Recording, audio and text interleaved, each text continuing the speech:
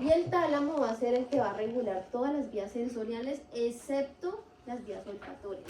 ¿Con qué sentido esto? Pues estamos hablando de 4 componentes que van a ayudarme a controlar lo que es el sistema autónomo, el sistema límbico y con ellos también el efecto que va a tener la integración de emociones y de percepciones corporales.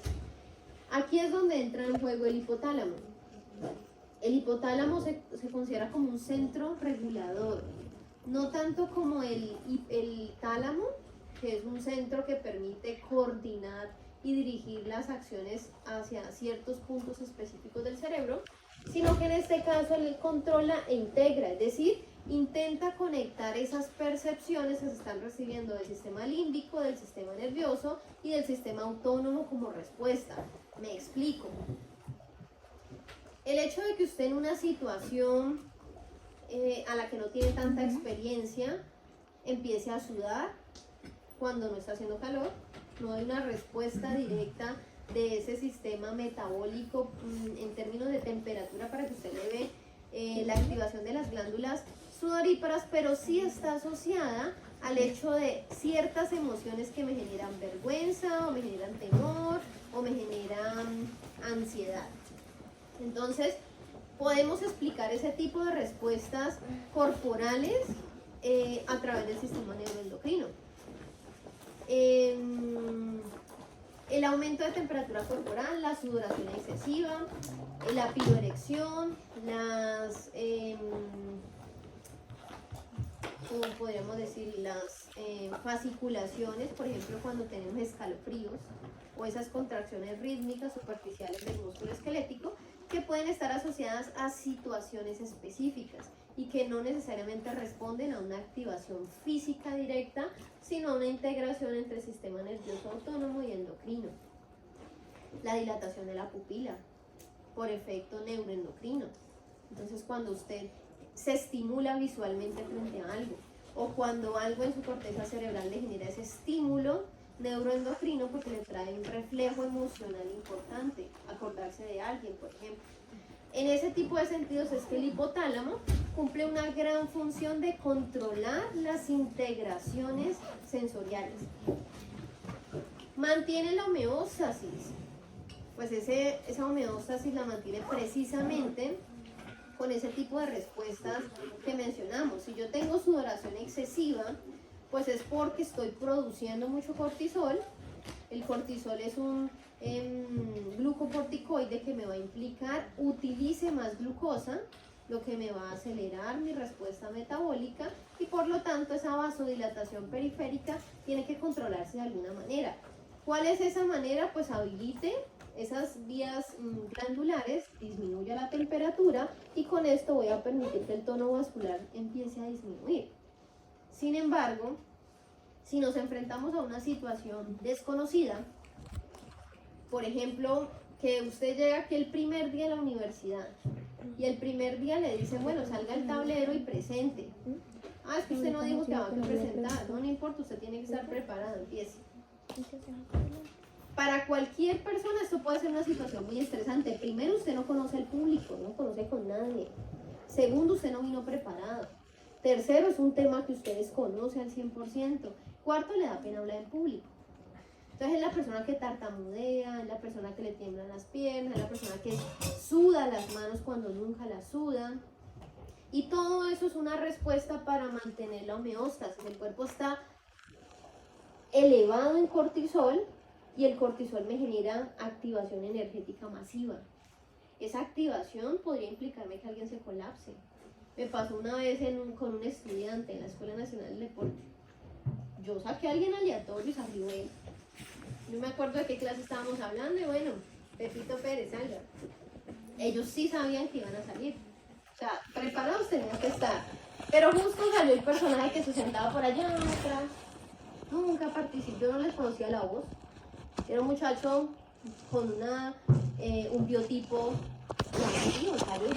Con una voz dominante, no. ¿Qué?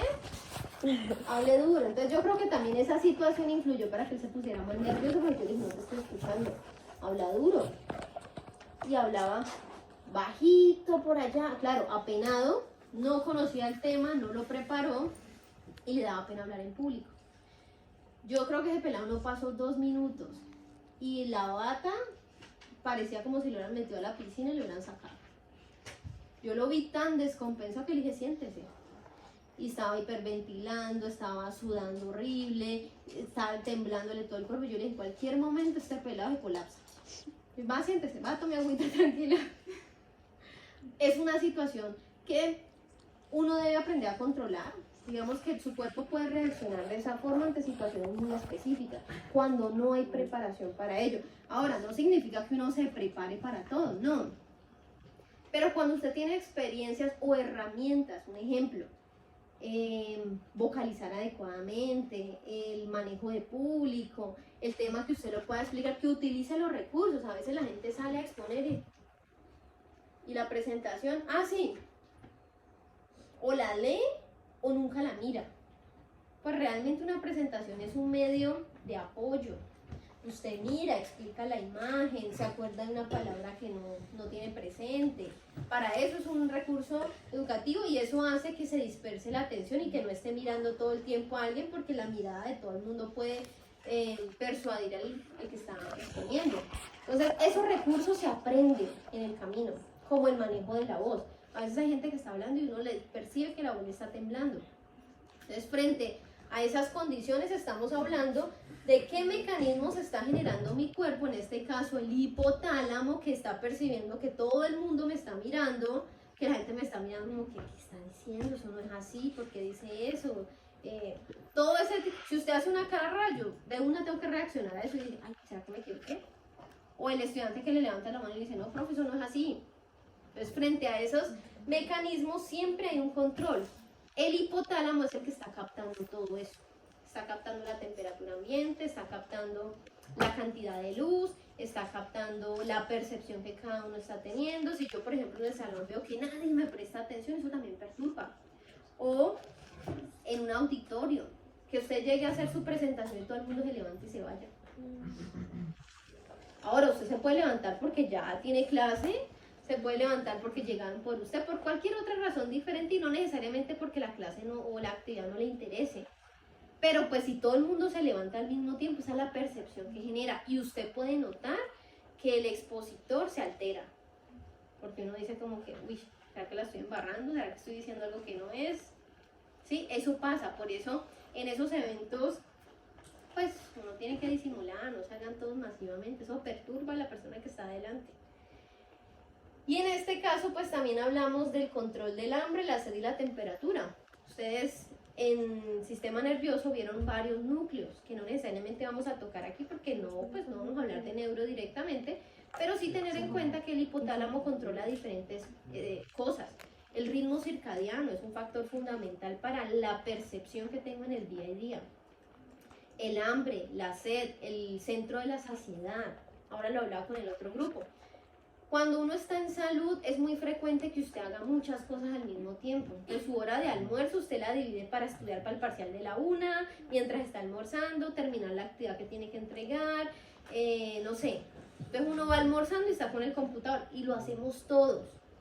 Pero cuando uno empieza a ver cómo el hipotálamo reacciona a esos factores, pues es ahí donde tiene que caer en cuenta de la situación. Mientras yo estoy comiendo, mi hipotálamo está llenando ese centro de saciedad. ¿Por qué? Porque mi atención se concentra completamente en el alimento y en la percepción que me está dando. Cuando yo estoy realizando una actividad académica que requiere de todo mi apoyo cognitivo, la alimentación se vuelve un efecto mecánico. Lo que implica que usted sigue concentrado en su actividad, usted terminó de comer y fue a meter la otra cuchara de ups, ya no hay. ¿Qué pasó con su centro de saciedad? La saciedad se estimula por varios factores: visual, la misma percepción digestiva y el alimento propio. Si usted prueba algo que no le gusta, no es que le genere saciedad, pero automáticamente su cuerpo rechaza ese alimento.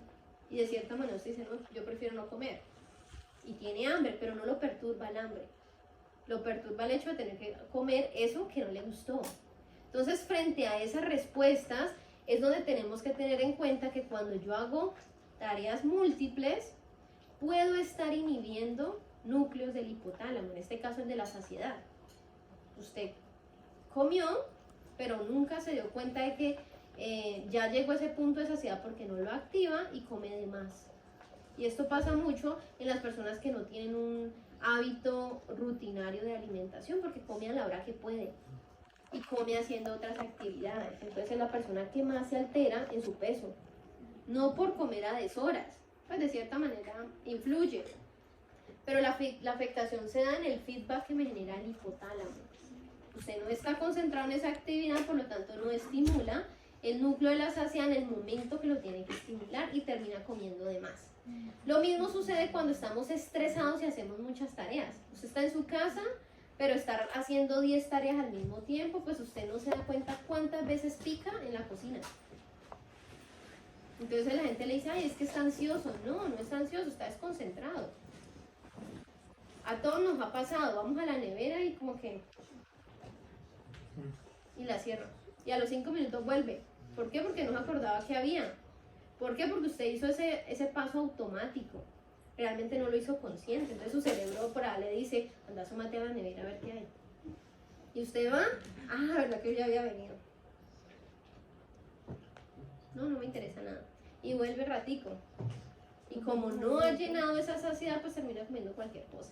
¿Qué es lo que pasa en la universidad? Si usted no desayuna bien, si no trae su loncherita, termina comiendo cualquier cosa que le atraviesa por ahí. Entonces, en la universidad no es que haya ofertas tan saludables. Y usted dice, ay, pero ¿por qué no bajo de peso? Pues realmente piense qué es lo que está comiendo. Entonces, en ese hipotálamo vamos a tener ese centro de coordinación integrativa. Y por eso también es llamado el cerebro medio, porque es una estructura, a pesar de que es pequeña para hacer de todo el sistema nervioso, pues es una estructura muy importante en sus funciones. El tálamo lo habíamos mencionado como la regulación de la actividad sensorial. Recuerden que esto es un relevo. La información llega a él y se destina a ciertos lugares para poder tener una respuesta más asociativa. Entonces, para saber a qué área específica del cerebro va a llegar esa información y que se le pueda dar una respuesta acorde al tipo de información que estoy recibiendo. Pero aquí también se controla esa respuesta visceral y somática, que tiene que ver con el sueño y la vigilia. Entonces lo vamos a explicar ahorita mejor con la glándula pineal, porque ella entra en ese sistema donde las hormonas permiten que se dé el ciclo de sueño. Y cuando usted altera esa producción de hormonas por factores externos, pues esto termina complicando también los efectos del hipotálamo hacia la hipófisis. Entonces, simplemente para que recordemos que el hipotálamo está ubicado en la región anteromedial. Esto implica pues esa zona anterior que va a tener todo el diencéfalo. Se encuentra limitando en el suelo y las paredes laterales del ventrículo lateral y los límites antero-posterior, por delante el quiasma óptico, por detrás los cuerpos mamilares. Entonces, como la delimitación anatómica dentro de ese diencéfalo. Aquí entra entonces en juego el sistema límbico. Recuerde que el sistema límbico es un conjunto de estructuras muy complejas. ¿Complejas en qué sentido? Son muy subjetivas su respuesta porque se asocia directamente a la emoción. Y las emociones son subjetivas dependiendo sus experiencias y dependiendo también el momento con el que usted aborda ese tipo de experiencia. Es decir, usted no siempre está tan feliz o está tan tranquilo para aceptar los chistes de los demás. Entonces eso puede implicar completamente esa alteración de la función. En el tálamo, pues estos sistemas funcionan de la par para poder reaccionar a esa información, y en los tractos ascendentes y descendentes porque en última estoy recibiendo la información somática del cuerpo. Entonces esas vías específicas por donde transitará la información.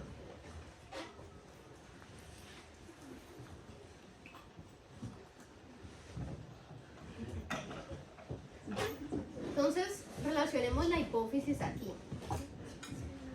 Hipófisis o pituitaria. El término pituitaria pues ya casi ni se usa, es un término viejo, sin embargo, pues para que tengan en cuenta que es la misma cosa. Esa glándula hipófisis va a estar conformada predominantemente por dos lóbulos. un lóbulo anterior y un lóbulo posterior. Sin embargo, ahora vamos a darnos cuenta que tiene una región central que también es muy funcional. Y el hipotálamo va a tener estrecha relación con el lóbulo posterior, porque vamos a considerar ese lóbulo posterior como una parte, una evaginación del hipotálamo. Aquí hubo un error, esta partecita que está aquí, el supraóptico y paraventricular van aquí abajo. Entonces, esta parte posterior, recordemos que funciona como una región nerviosa, precisamente por la conexión que tiene directa desde el hipotálamo y se asocia directamente a estos dos núcleos, el supraóptico y el paraventricular, lo que es el lóbulo posterior. Eso me va a implicar que ese lóbulo posterior siempre va a estar relacionado con una función neuroendocrina, mientras que el lóbulo anterior es una glándula real, teniendo en cuenta que la glándula real pues es una evaginación del ectodermo. Entonces, esta glándula, este lóbulo anterior sí se va a caracterizar por un sistema vascular muy propio que le va a permitir el transporte de sus hormonas. En el lóbulo anterior contamos con varias partes. Entonces hay una parte tuberal, miren que está abrazando como el infundíbulo. Cuando hablamos del infundíbulo es esa prolongación que tiene desde el hipotálamo hasta la glándula, donde van a pasar los dos componentes anterior y posterior. Pero quiero que observe que la parte tuberal del adenohipófisis prácticamente rodea el infundíbulo. Está la parte distal, que es la más voluminosa, y está también la zona intermedia. Esa zona intermedia en algunos libros la colocan aparte como un lóbulo intermedio, pero realmente tiene una estrecha relación con el lóbulo anterior. Entonces participa en esa producción que va a ser por medio del sistema porta hipofisiario. La ubicación de la glándula, pues sabemos que estará en la silla turca, entendiendo la silla turca como esa depresión que tiene el cuerpo del esfenoides. Y esta estructura estará mediada directamente por una membrana. Me voy a adelantar aquí. Entonces, miren aquí la silla turca. La silla turca va a estar de cierta manera tapizada por la dura madre. Y esa dura madre le va a generar como una lámina por encima a la glándula hipófisis para poder formar el diafragma de la silla turca. Esto permite que se pueda encerrar en ese espacio y que no vaya a tener paso de líquido cefalorraquídeo ni del aracnoides.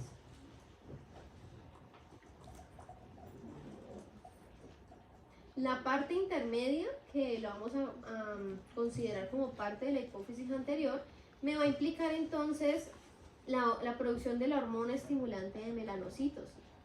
Esta parte va a ir directamente asociada a la piel y tiene un efecto importante en términos de la coloración y la respuesta del epitelio como tal.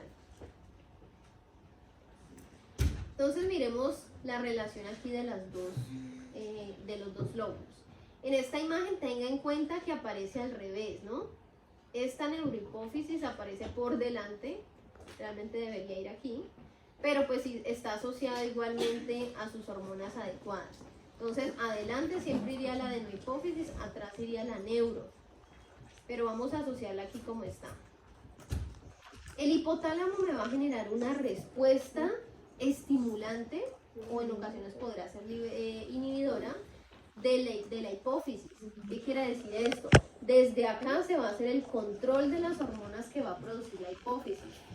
Entonces a esto se le van a llamar eje hipotálamo hipofisiario. La producción de hormonas que se va a dar desde la hipófisis también pueden ser estimulantes o inhibidoras y ellas van a ir directamente a las glándulas para hacer ese efecto. Si hablamos de la neurohipófisis, esa relación desde el hipotálamo me va a dar o se va a asociar directamente con dos hormonas, la vasopresina y la oxitocina. Vasopresina tiene un efecto fundamental en el sistema angiorrenina, renina, angiotensina, aldosterona. ¿Qué me implica eso? Pues todo el paso regulado que implica hacer vasoconstricción de las arterias, poder elevar la presión arterial y todo esto para poder controlar el flujo sanguíneo a nivel corporal. Entonces esto tiene un efecto sumativo. Esa actividad de la vasopresina pues se activa fuertemente en los riñones de la vasopresina, y la oxitocina pues tiene un efecto de contracción en lóbulos mamarios y en el útero directamente. Para la adenohipófisis vamos a contar una amplia gama de hormonas. Sin embargo, pues hoy vamos a hablar solo de tiroides, suprarrenales y paratiroides. ¿Qué debo tener en cuenta allí? Pues que también entra la hormona de crecimiento, y esta puede ir a cualquier tejido que lo requiera. Si ya pasamos la etapa de adolescencia, de crecimiento, pues esta hormona se produce a necesidad.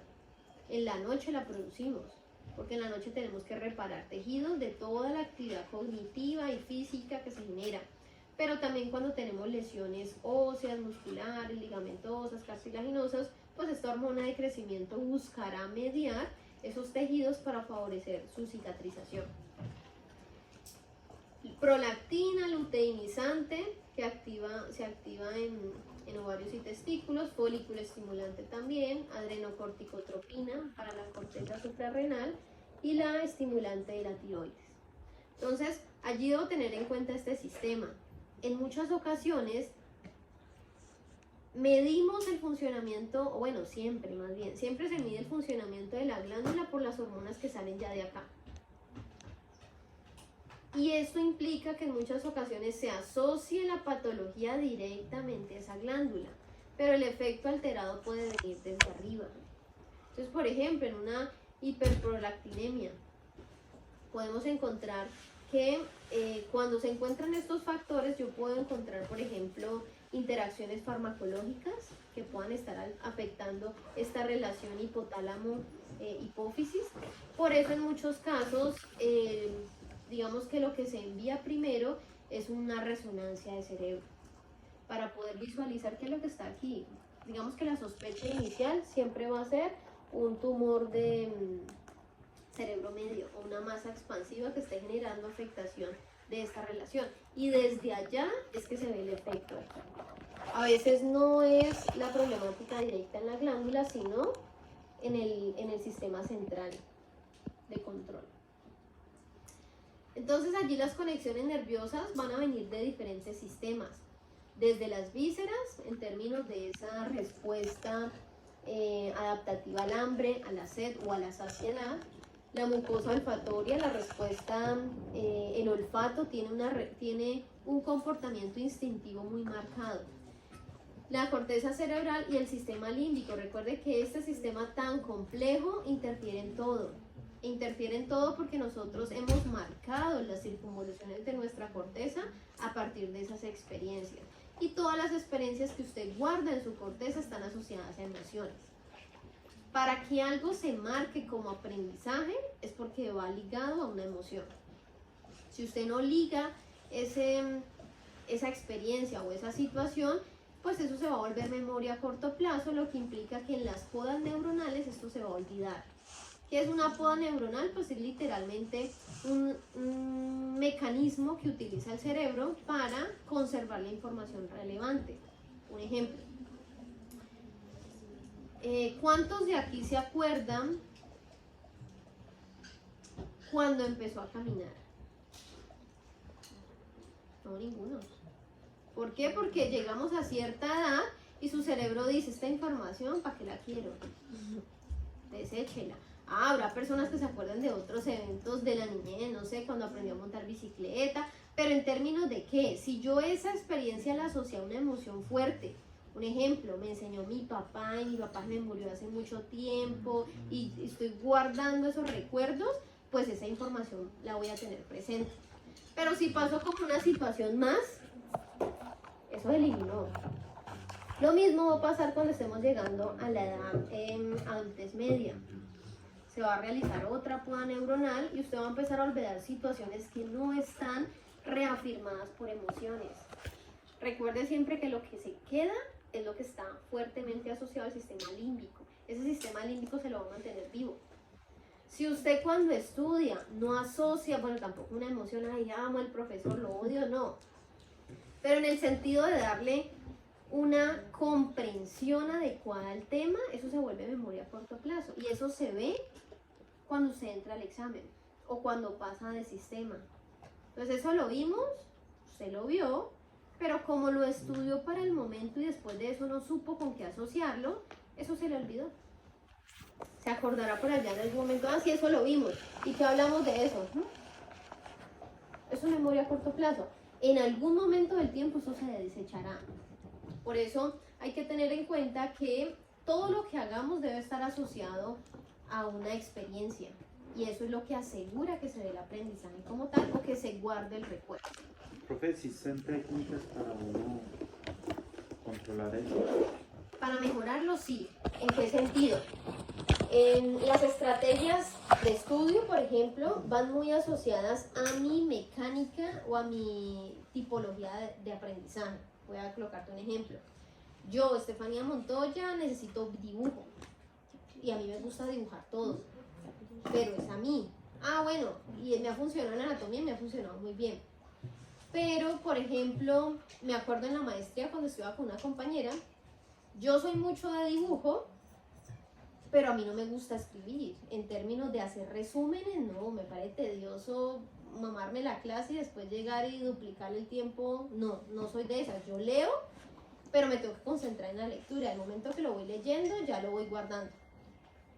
Mi compañera es de esa mecánica. Entonces ella tenía que transcribir toda la información, volverla a leer, resaltar. Y cuando nos reuníamos a estudiar, ninguna de las dos cuadrábamos. Porque yo le explicaba lo mío desde mi mecánica y ella me explicaba lo de ella desde la suya. Yo decía, no te entiendo, Marcia. No te fallo, tampoco te entiendo con unos garabatos, pues los que yo entiendo. Entonces, primero que hay que hacer es identificar cuál es la tipología de aprendizaje. ¿Cómo es que su cerebro le atrae más la información? Entonces, es allí donde uno tiene que explorar psicomagia.